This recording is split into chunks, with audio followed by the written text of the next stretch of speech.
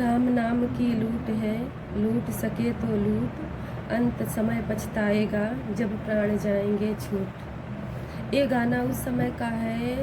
श्री रामचंद्र जी को 14 वर्ष का वनवास कैकेयी जी मांगती हैं और राजा दशरथ उनको समझाते हैं।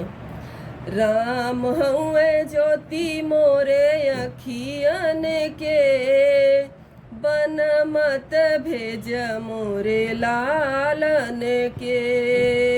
राम हउए ज्योति मोरे अखियन के, बन मत भेज मोरे लालन के।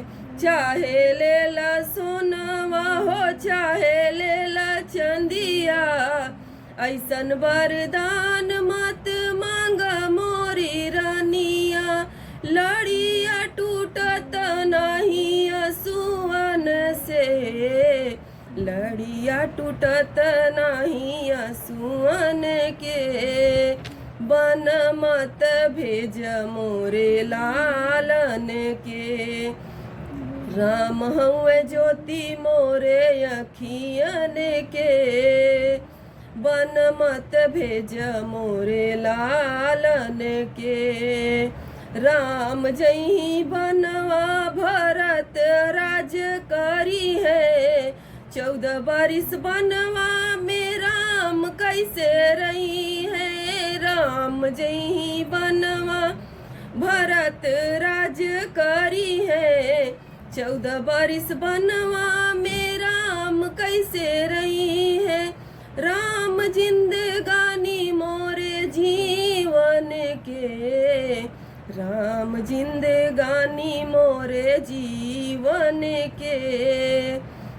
बन मत भेज मोरे लालन के।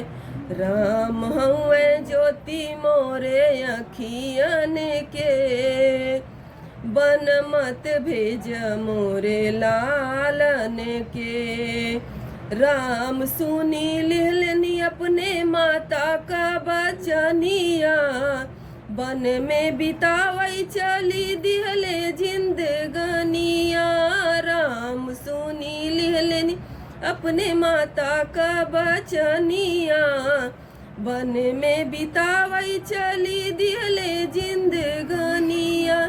धई के रूप घूमाई तपसीन के, धई के रूप घूमाई तपसीन के।